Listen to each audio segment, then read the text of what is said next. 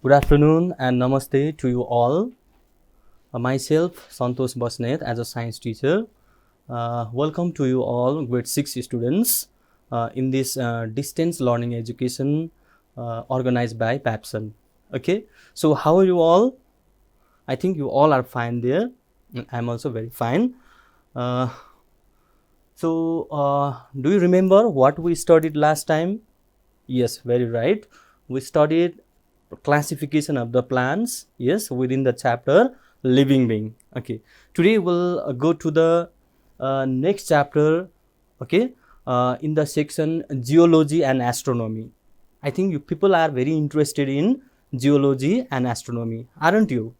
Okay, geology means what? Study about the land topography, yes, structure of earth, all these things. And astronomy means related to the universe, planets, solar system, etc. So the very first lesson within geology and astronomy we are going to start today, and the name of the lesson is, as you can see on the whiteboard, structure of the earth. Okay, so get ready with your book, pen and notebook, because you have to note down the important points told by me from here. Okay, so before starting the lesson, let's check the syllabus within this lesson. What we are going to study in this class? We'll be learning about the introduction to the earth. Okay, so their external structure of the earth. External structure of the earth means within this topic we'll be learning about mountain, hill, valley, plain, river and lakes. You all are familiar with this topic. Yes, okay. And internal structure of the earth. Do you know what is there inside the earth? I think you may know or you may not know. No problem, we'll be learning about that. Within the internal structure of the earth, we'll be learning about crust, mantle, outer core and inner core.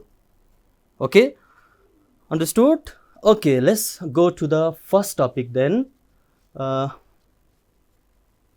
Introduction to the earth. So you all know earth is only the living planet, yes, because you can find all type of suitable environment in the earth which are required for the living organisms for their survival. Yes, okay. You know the earth, according to the distance, it lies at the third place from the sun. Yes, and it is the fifth biggest planet in the solar system, within the solar system. You know which one is the first biggest planet? Okay, Jupiter. Yeah, okay, very good. So fifth biggest planet is the earth. So when you study the outer structure and internal structure, what you can find? Okay, uh, in outer structure, okay, before going the external structure of the earth, let's see this slide where you can find the information about the earth. As you can see in the slide, the mass of the earth is 6 into 10 to the power 24 kilogram. That is very big, yes. How many zeros? 24 zeros. Its average density is 5.5 into 10 to the power 3 kilogram per meter cube. So density is also very high.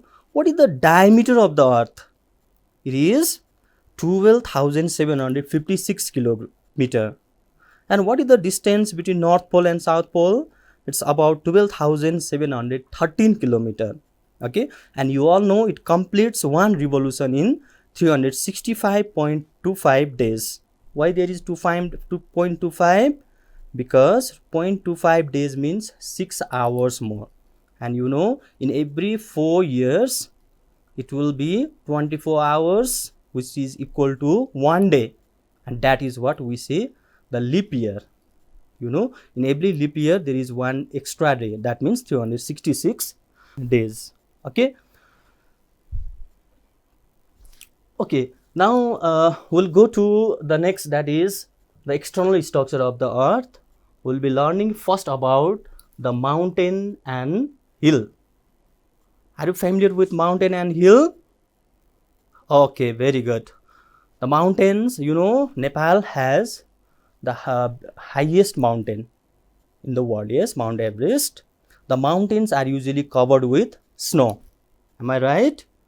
Okay. And hills are little, the height is smaller than the mountains. So you can find hills in Nepal as well as mountains. So according to science, how they can be defined? Okay, as you can see in the slide. So let's define mountain. Steep and uneven surfaces of the earth are called mountain and hills. Okay, steep means, you know, slopey, and uneven means the land is not smooth.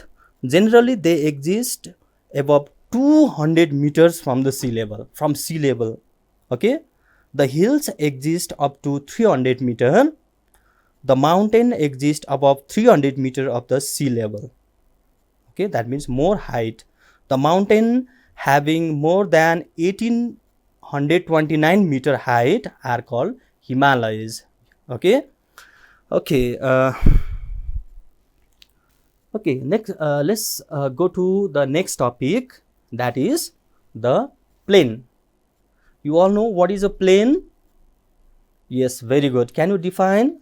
Okay, the smooth land is called the plain, isn't it? The smooth land is called the plain. The plain, Nepal, the Tarai region of Nepal has more amount of plain land. Okay, and there we can have fertile soil brought from hilly and Himalayan region. Yes, topsoil. So, okay, let's see the slide and try to understand what is a plain. Okay.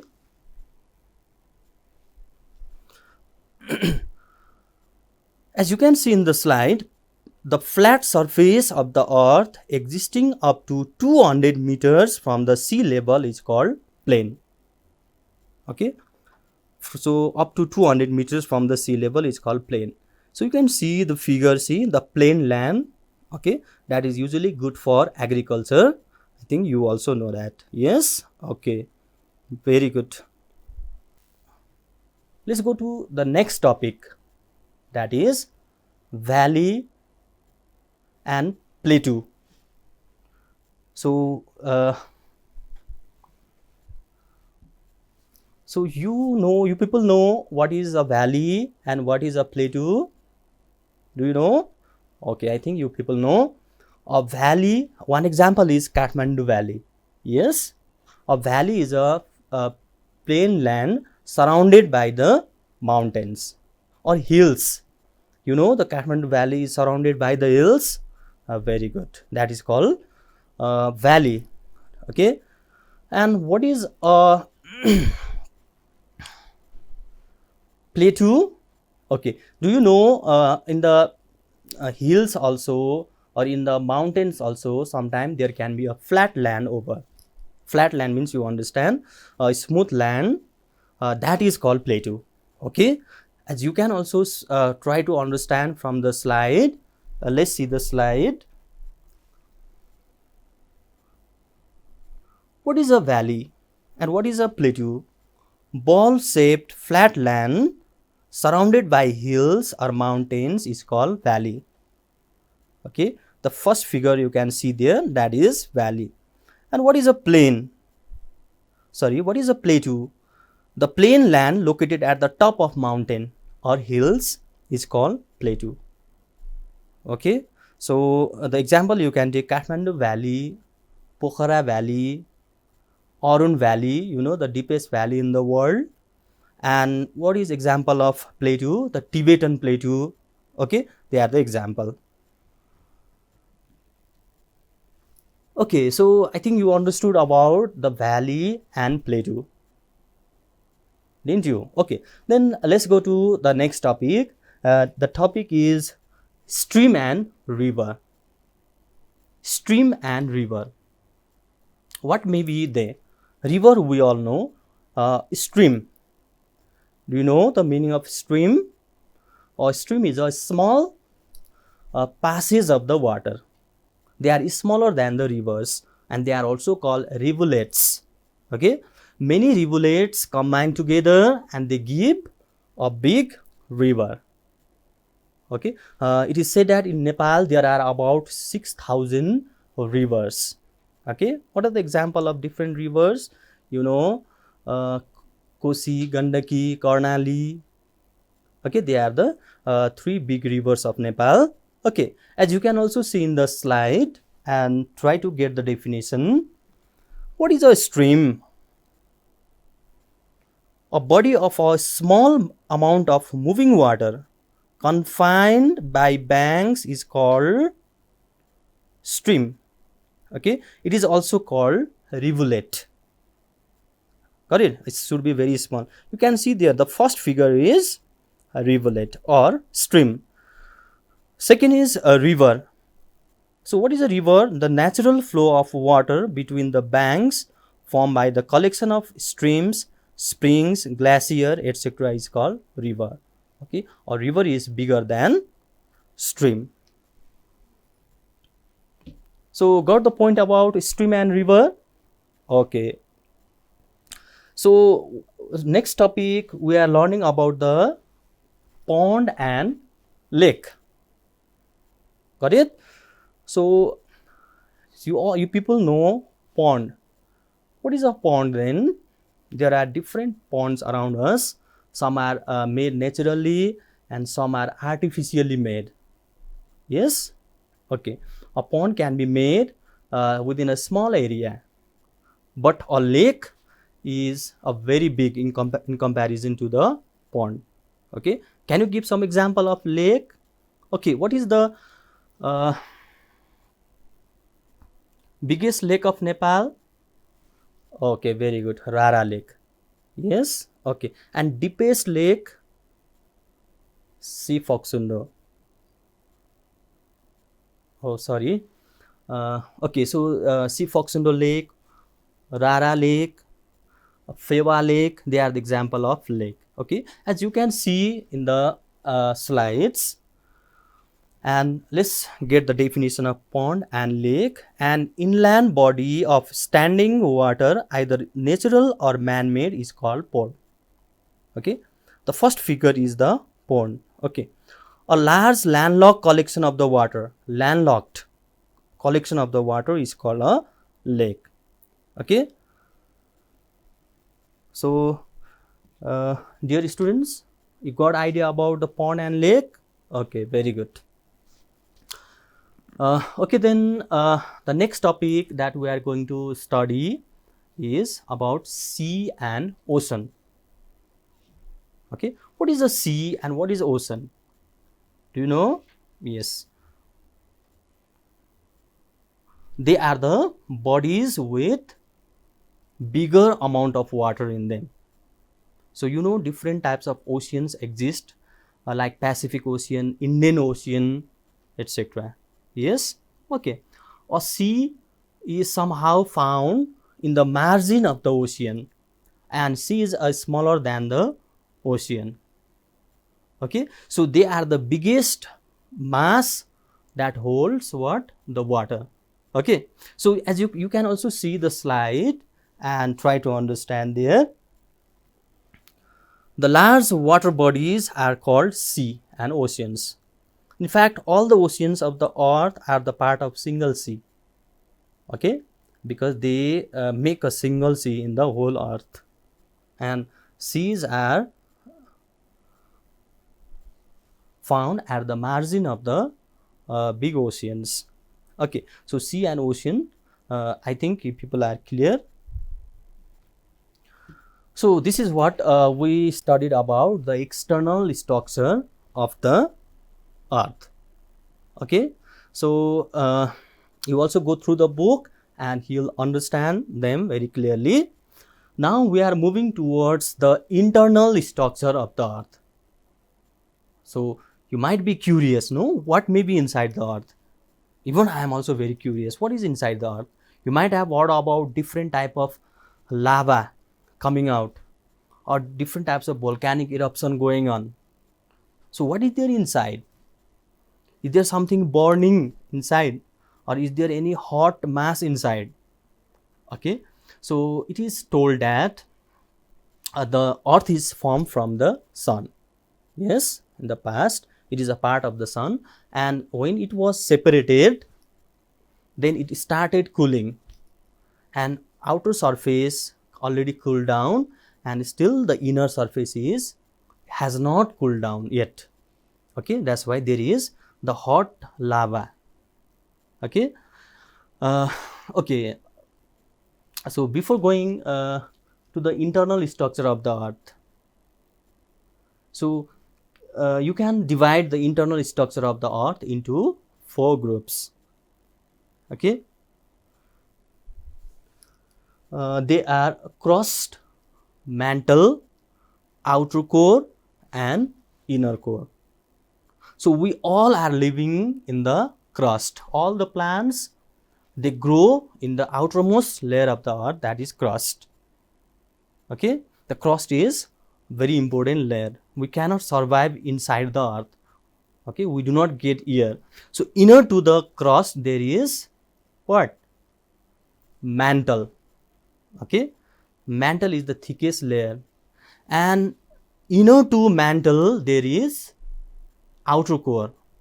Okay, and inner to outer core there is inner core. Okay, inner core has very high pressure and very high density. Okay, but outer core also has high density, but the outer core exists in liquid form.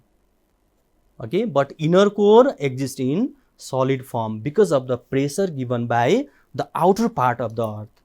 So remember that inner core is in solid state and outer core is in liquid state, and crust and mantle are already in solid state. Okay, so we'll try to gather more information from the slide given. Let's observe the slide.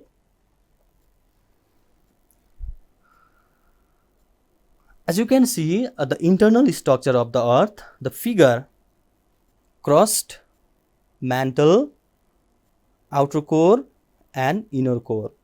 Okay, so the first one is the crust. It is the thinnest layer of the earth.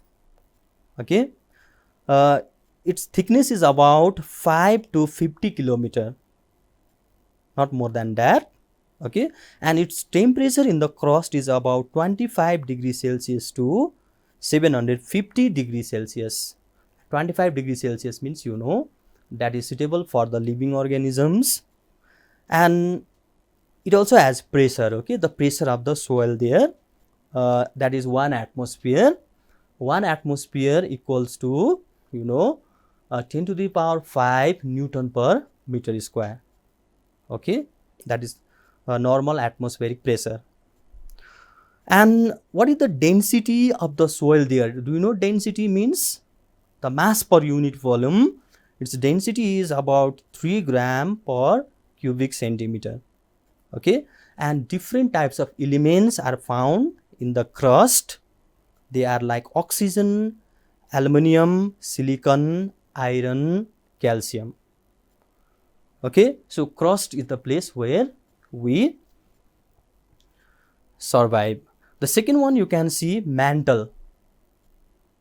Okay, so mantle is the thickest layer. I already told you, inner to the crust there is mantle. Its thickness is about 2900 kilometer. Okay, and what is the temperature of the mantle? As you go deeper and deeper, the temperature increases because of the pressure given by the upper layer. Okay, so its temperature is about 750 degrees Celsius to 2500 degrees Celsius, and its pressure is about 2 to 3 atmospheric pressure, and density is about 6 to 9 gram per centimeter cube. The density also increase as you go down and down, and different types of elements like iron, magnesium, silicon, and oxygen are found. Okay, so you need to remember this information. Okay, these facts. Okay, the third one is the outer core. I already told you the outer core exists in liquid phase. Okay, so what is its thickness? 2250 kilometer, and temperature is about 2500 degrees Celsius to 3000 degrees Celsius. It's very big, it's very high. And see the pressure, very high pressure, 1.5 million atmosphere, means very high pressure. And density is also very high, 8 to 10 gram per cubic centimeter. And what type of elements you'll find here? Like iron, cobalt, nickel, etc. Let's go to the last layer, that is inner core. Inner core is in solid state, I already told you, because of the pressure given by the outermost layers. So its thickness is about 1300 kilometer. Okay, and temperature reaches to 3000 to 5000 degrees Celsius, very high. And the pressure is also very high, 3.5 million atmosphere. And what is the density? 18 gram per centimeter cube, very high density. Because of this, the object remains in solid state there. And here also you'll find same elements like outer core, example iron, cobalt, nickel. So you got the information about the 4 layers of the earth, internal structure. You need to remember all these facts according to examination point of view. Okay. Okay, so before ending, okay, we have completed the syllabus within this lesson. Before signing out, what I'd like to say, please do the exercise of this lesson. Please read the lesson before doing exercise. Okay, and we'll meet in the next class. So until that, have a good time. Bye bye everyone.